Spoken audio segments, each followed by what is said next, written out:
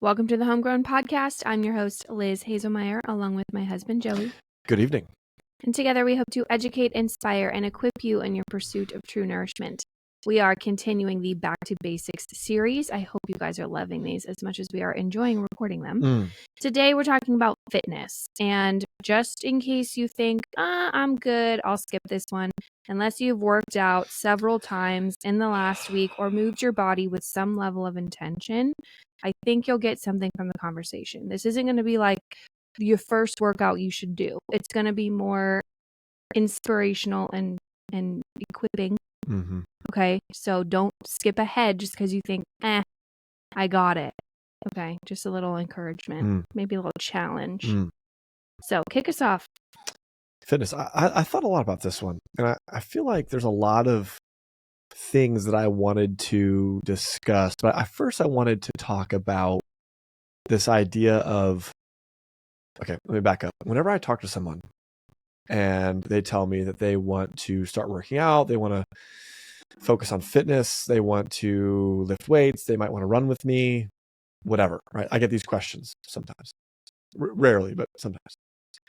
And I used to do the foolish thing of diving headfirst into as much as I could possibly share, and I would never hear from that person ever again. Yeah, not surprising. And what I have found that's far more powerful for people, and for myself, and for most people, is identifying the why. So someone will say, I want to start lifting weights, or I want to start running, or I want to start walking. Can we walk together? Can we meet up on this day and do X, Y, Z? And now I will ask, not like why, like rudely, but what's your objective? What are you trying to accomplish? What are you trying to get to? Mm-hmm. And I believe that is a really good place to start, because I think you can find yourself in a number of different camps. You can be in the high performing camp. You can be in the like couch to 5K camp. You could be in the energy camp, right? There's weight loss camp. That's a big one, right? Weight loss camp. I just want to lose weight. You could be in the I want to be stronger. I want to be. There's health benefits. I want like emotional clarity. I want mental health improvements. Mm-hmm. There's a lot of reasons why you can choose to work out, but I do believe that truly knowing what it means, like if you can actually answer the question, what does it look like for me to be successful? If you can actually answer that, and then you can almost like quantify it in some capacity so that you can measure it. And if you can start to measure progress, that can be so motivating. Mm-hmm. Right?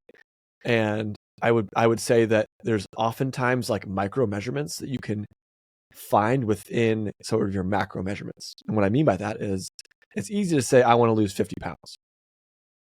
And that seems like a lot. I want to lose 10 pounds, right? And all you're doing is stepping on the scale.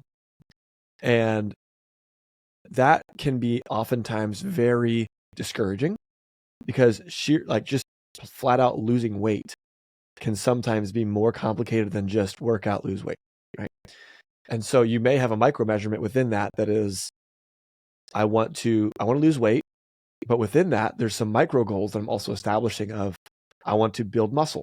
And so how can I see progress in building muscle to help me speed up my metabolism so that I deal with carbs and sugar more effectively, so that as I adjust my diet to lose that weight, right? Because there's a whole lot of things that are involved in losing weight, then I'll be more effective in my approach to losing weight.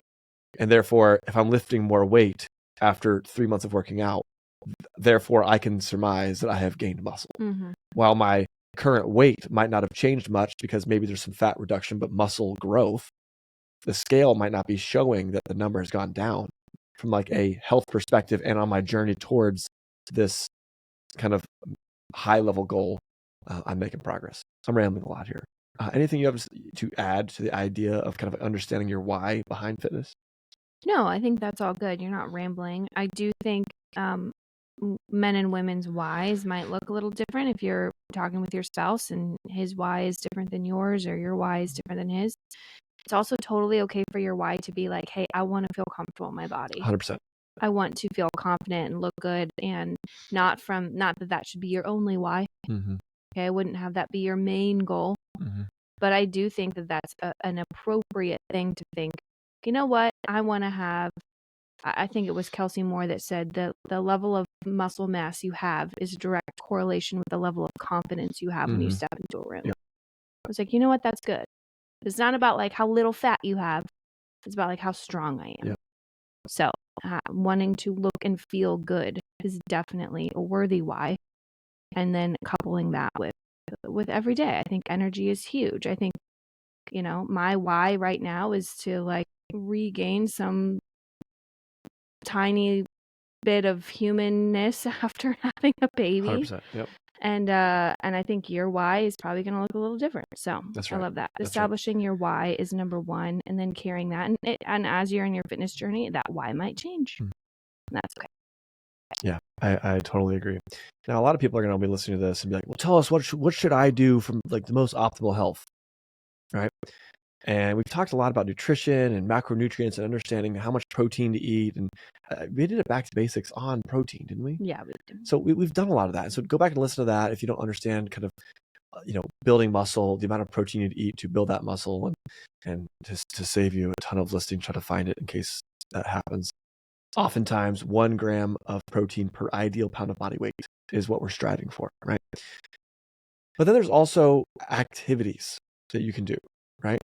And, we've discussed a lot on different episodes and with different folks. And again, all I'm doing right now is regurgitating learnings from a lot of other people. So the minute you think that Joey Hazelmeyer is smart or thinks he's smart, stop, because that's not true.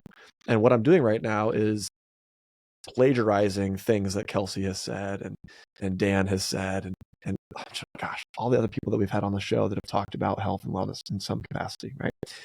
And so I believe of all the things that I've learned, and I'm going to take a page out of Kelsey's book when I say this, but that getting started and doing something is the best way to start.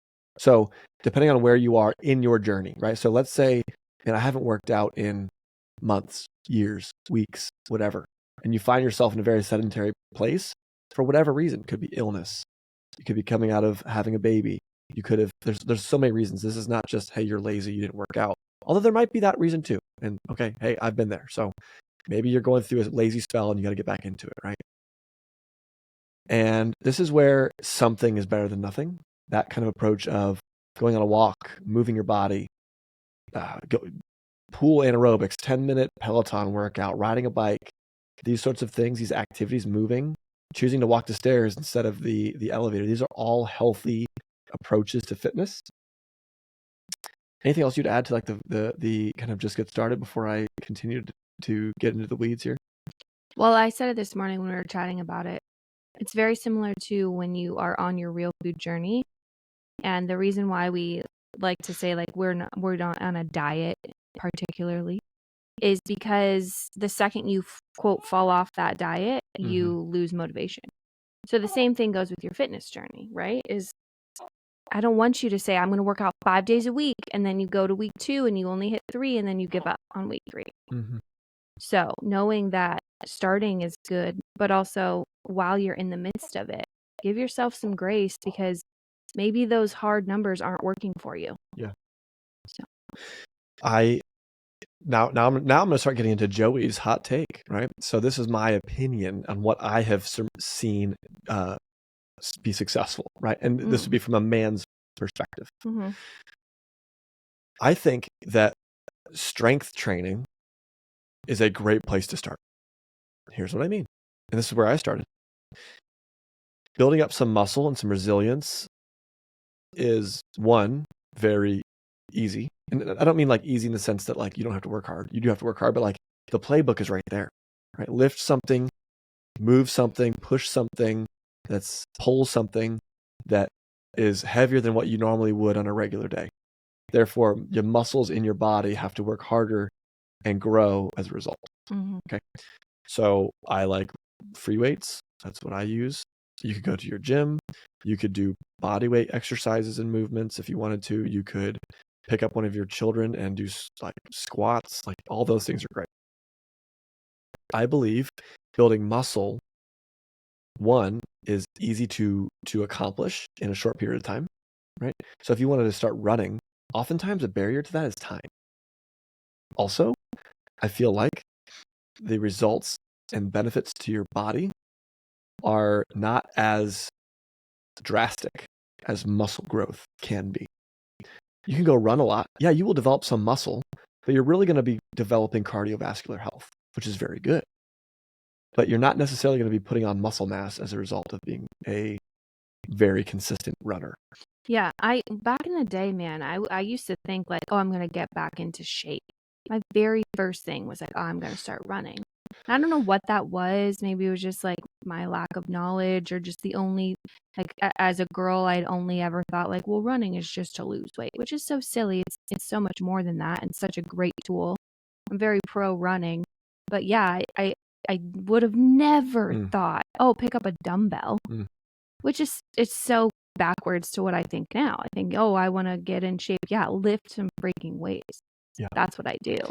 Running is almost like my extra, a little cherry on top. It's just my mental, or walking or whatever that is. So I do believe from how I want to be as a person, capability wise, that cardiovascular health is important to me.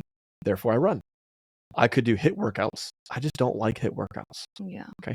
So I don't do them. So strength training, I want to build muscle so I can be strong, so that I can metabolize sugars and carbs more effectively, so that I can be higher energy, so I can be more capable as a father, as a husband, as a man, so that I can have better health, right? There's a lot of reasons why I want to build muscle. But then I want to build cardiovascular health because I want to be more capable as a person. So I'm deer hunting, I'm dragging a deer out of the woods, which if you've never done it before, I don't care how in shape you are. I have been in very good shape in my life, run marathons, lift heavy weights, and then you go to drag a deer out of the woods and you're like dead, absolutely dead. So I want to be able to do those sorts of things, and I want to be able to do them for a long time. And therefore, running and lifting weights are the two activities that I enjoy, that I have found to keep me in a place where I can do that. Here is my hot take, I guess. For me, in the same way that in the protein episode we mentioned, hey, get a MyFitnessPal app, just download it on your phone or whatever version of that, so you can start to learn how much protein is in specific foods. Okay, the same way I recommend downloading some sort of distance app, specifically if you're someone who wants to incorporate walking or running into your routine, because I think most of us don't even really know what a mile feels like, especially if you're new to running. So just getting used to like, oh, that was a 3-mile walk. Oh, that 5-mile walk was like pretty intense. Then you can find out what your pace is. Okay. You can start walking a little bit faster. Personally, I'm a huge fan of rucking, which is walking with a weighted pack on your back, because you have both the walking, the cardiovascular benefit, but you also have this added like 20 to 30 pounds of weight, so that you are building muscle inherently. And it's just a really good workout. You sweat so much. It's just a really good time. So, but like rucking, you want to know how far you're going. What's your distance? What's your pace? And I would have never known any of that had I not used the app Strava. So Strava is just one app. I have the free version. Joey has the paid version because he gets way more into it. He like maps his routes, and you do all sorts of things, right? When you're doing much longer runs, it's helpful, right? If I'm going out to do a 15-mile run in a place I haven't been to before, if I'm traveling, it can be very powerful. Yeah, I love that. I don't need any of that. So Strava is just or a like app. Yeah. Okay. So equip yourself with the easy, free technology to learn the basics of things like distance. That's so great. And I think we have some other tips I want to share as well, but I want to drop a pin on Strava for a moment, right? And how it helps me. So I don't currently have any weight related objectives, but I want to be fit. I want to look good. So I do care about how I feel in my skin, like you said, right? So there's a confidence factor for me being strong. And I would say that oftentimes if you track and you monitor your performance in the workouts, and you consistently push yourself to perform better in said workouts, then a lot of those, I'm going to call them lag measures, things that you find out in, like you're looking in the rear view mirror, all of a sudden you notice like, oh wow, I've lost weight, or oh wow, I've put on some muscle. I'm filling these shirts out differently, right? There are things that you will see like all of a sudden. And I feel like I would rather people, no, I shouldn't say that. I would rather personally track my performance in the workouts that I'm doing and continuously try to improve those workouts rather than keep working out in the same manner and monitor progress on like a scale or how I look in the mirror. Because that stuff is so much harder to see when you're looking at it every day. But man, you can absolutely in Strava literally see the data. It'll give you an AI summary of your run. At least mine does. I don't know if to do it all. Try the paid version. Paid version. Anyways, it's a here's what your pace was like. Here's what your energy output was like. Here's what your average heart rate was like, and here's how it was compared to your last 30 days of running, right? And so then I can look at all that data and be like, wow, I'm improving, or wow, I'm behind. What's going on? Like, am I feeling off? And have I been nourishing myself properly? Have I been running a lot? And it's the same thing for weights. It's so easy with weights. I now know I need bigger weights for a specific exercise, and therefore I've made progress. Easy money, right? I did 8 reps, right? A lot of people use a journal for this, a little notebook to keep in their gym or in their gym bag. And it's like, all right, I'm going to do squats today. And my current PR, right? We talked with raw milk and deadlifts. My personal record is 225 on squat. But today I got 235 or whatever. Boom, new PR. That's tracking performance in the gym. And that can be really valuable. And it's easier to monitor that and challenge yourself to do that and work on getting better at that than it often can be to just work out a lot and hope that when you step on the scale, it's going to be different. Anyways, I like monitoring performance rather than body composition. The way I have done that in the past is I'm a big fan of Peloton, and I honestly just got a free login from my brother. So that's why I've used the program, but I've loved it. I feel like the instructors are super, just my pace, really liked it. And so I'll take the same class over and over again, but I'll increase my weights. So I know we're doing 8 to 12 reps of whatever, but I'll literally use my 25s and I'll be like, wow, like I'm curling 20s at like my peak performance, which like for a girl, I feel like it's pretty good. You know what I'm saying? So, yeah, I'll that's kind of how I'll measure my progress is I'll do the same exact workout, just increase my weights over time. And that's when you start to feel like, dang, I am really making progress. That's so good. The next tip that I have is, and it kind of goes in line with this, but I like to use the phrase, get some skin in the game. And again, skin in this analogy or this example is whatever is valuable to you. So oftentimes that's money. So get some money in the game. For me, that oftentimes is like buy a pair of running shoes. That's deep. Right? Or buy the workout outfit for the girls. That's big. Okay? Oh yeah, hey, you gotta get that fit right. You know what I'm saying? You do, and you want to feel supported, and you want that. There's nothing worse than being like, okay, I'm gonna start working out, and then you're like, what do I wear? From what I've learned of having a 13-year-old daughter and a wife, and from watching them from very close, is that, man, if you get that fit right, you get that really cute outfit, you're gonna just want to put it on. And when you put it on, what do you got to do? You got to work out. You got to work out. You know what I'm saying? So, get some skin in the game. It sounds ridiculous, but I believe there's a psychological event that's occurring when you it's like a ceremony, right? I'm buying the X, right? I'm buying the thing that's going to enable me to do better at this. And therefore I'm going to care more about it because I've got skin in the game. I don't want to waste my money or my time or my social capital on my friends that I've asked to come do this with me, or right, that could be like, I asked a friend to come over to work out. All right, well, you got skin in the game now because they're coming. Yeah. So then the example I have there from like a psychological perspective is, I believe it's possible that if you hire a coach in something, a physical trainer, or if you hire all of a sudden you're focused significantly more than you would have been.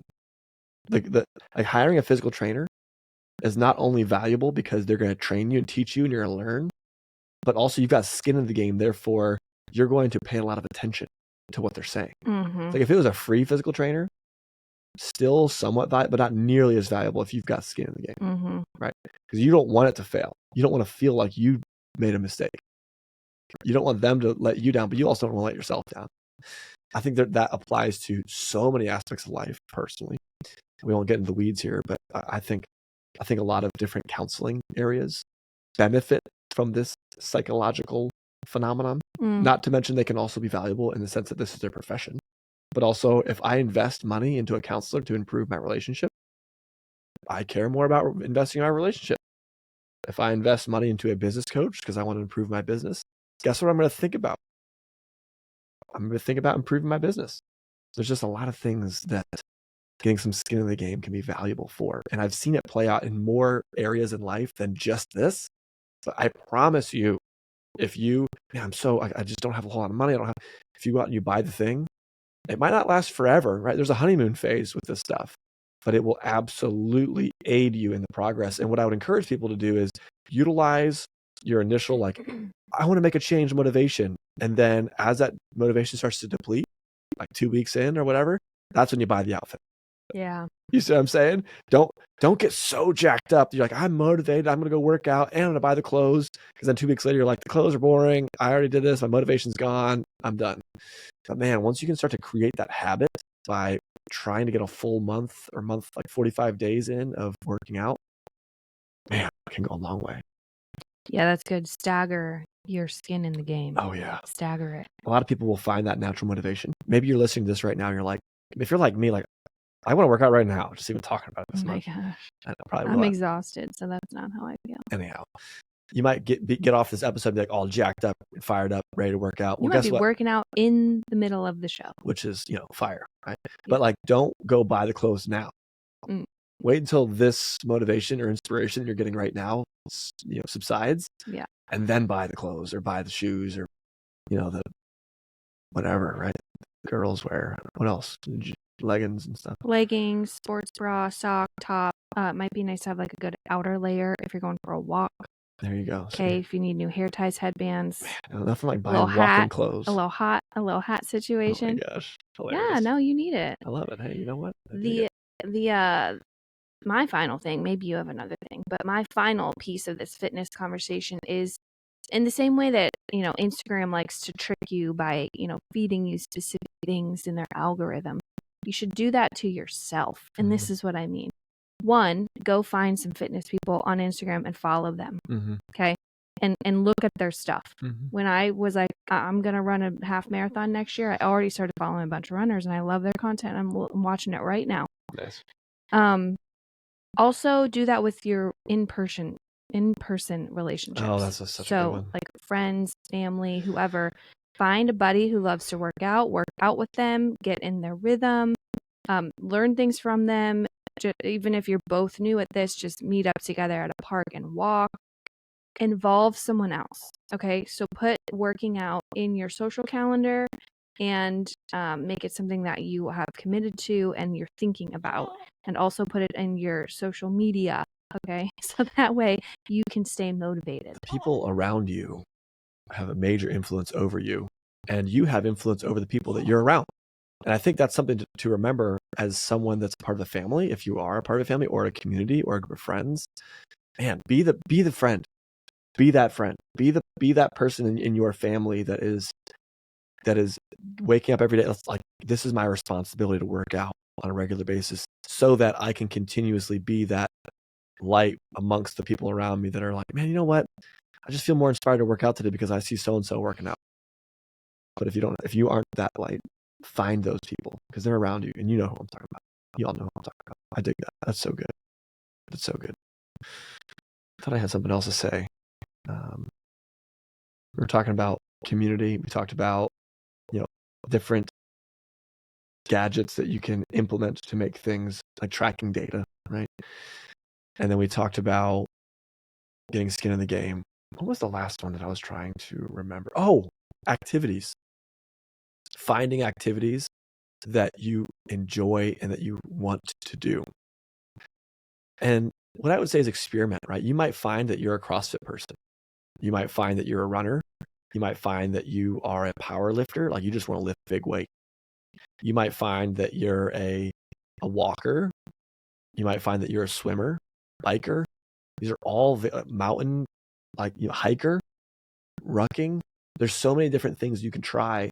And what I would recommend is finding one that's an activity that you love and enjoy and go in on it. So if it's like, man, I like to walk, but like I look at these influencers that are in really good shape and they're sprinting on that thing with like an oxygen mask, and like I feel like that's what I need to be doing. No. No, that's not what you need to be doing. Do what you love to do that you're going to do for a long time. If you love to hike through the woods, go buy a nature pass or find an awesome place to go hiking and buy the hiking boots, buy the rain gear, buy the, whatever, and invest in those activities, because I feel like too often people get pigeonholed into, well, working out is X, right? Based on who's around them or what they've got going on. And man, boxing, it can be, yoga, it could be stretching, it can be whatever. Finding something that's active that you can invest your time, energy, and effort into, and then you'll find like a community there. Yeah, and if you are a mom, don't sell yourself short before you even start by saying, I just don't have time, I can't work out around my kids. There might be seasons where that's true. Mm-hmm. But I promise you, there's a way to work around it. Either you find ways to work them into your workout, you find little bits of time. I'm talking 10 and 20 minutes of time in your day, in your weeks, to get in a good workout. You talk to them about it. Hey, this is important for me. I need to do this. In the same way, you're like, I protect my sleep. I find time to sleep. You can protect your fitness too. Totally, 100%. So just that, I know that little thought comes sneaking in our heads as moms, especially moms who stay at home, who are maybe at home all day, or working moms who then feel the extra crunch of their schedule.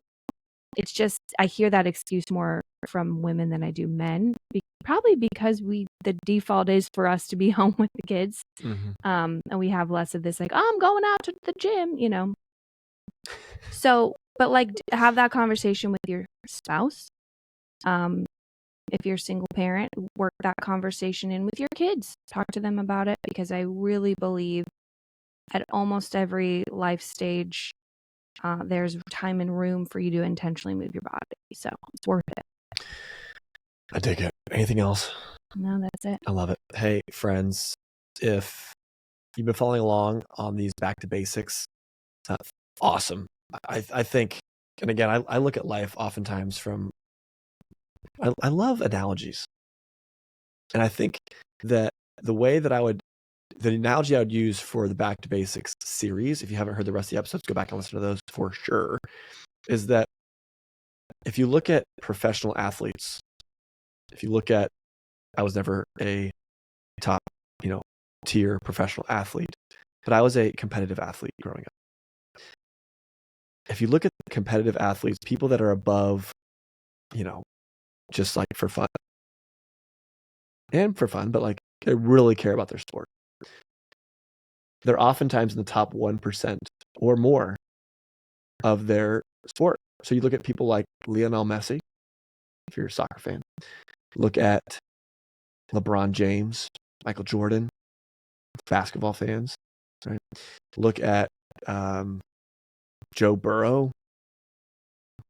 I'm not a big football guy. Tom Brady. Clearly, so we're trying here. Andre Agassi. We're feeling it. Yep. Sports athletes. There's not a single one of them that got too good for the basics. Okay. Not one of them had surpassed a point. When I played soccer, and I played very competitively, and I traveled around the world playing soccer, and I never stopped practicing simple basics: passing, running, shooting, controlling the ball, receiving the ball. Like I practiced all of these things. Now as you get better, you also learn the really complex movements, play styles, field setups. Like you understand those. Like I'm playing off. I understand some deep understandings of the game beyond what normal people might see or understand. But like if you are at that level, you still have to focus on the basics. And I feel like in our real food journeys, oftentimes, and I'm going way too deep on this. I'm sorry. She's looking at me like, please just land the plane. No, this is just my look. Everyone knows. Getting back to the basics and keeping ourselves in tip-top shape. It's easy to get in the weeds and the complex and the kind of abstract, but I believe it's really powerful to make sure that we're focusing on these things too. So, hey friends, wrapping it up here. I know you've all turned off the episode by now, so but if you haven't for some reason, stoked to have you here along on the journey. And I got some super cool announcements, starting off with this one, in that you're gonna be hearing a lot more from me, so I'm sorry about that. But in Elizabeth's absence, even though she's here right now, and so is Bo. So if you're watching on YouTube, we welcomed our son into our family a few weeks ago, and he came a little early. He did. And Elizabeth and I are hard workers. Elizabeth is a crazy hard worker because she's here right now with a newborn in the room, in the studio, getting after it because we care so much about this community and you all. And so, big round of applause for Elizabeth being here. But I need some rest. So she needs some rest. I'm taking a break. So she is taking a break, and I am going to be continuing to ramble I'm going to be running a man series. Okay, so this is we have data about who listens to this show. We know. We know who's listening. We know that you listening to this right now, there's like a 85% chance. And that's like pretty close to like legitimate data numbers. Like 85-ish% chance that you're a woman. Mm-hmm. And so here's the challenge. 1, send this upcoming man series to a man in your life or someone that you know that is aspiring to be an intentional, aggressive, and improving man. And also feel free to tag along and listen if you want to hear kind of the inner workings of how crazy we are. But I'm going to be bringing on some awesome guests, and some of which are just my really good friends and people that are the husbands of many of the women that we've had on this show.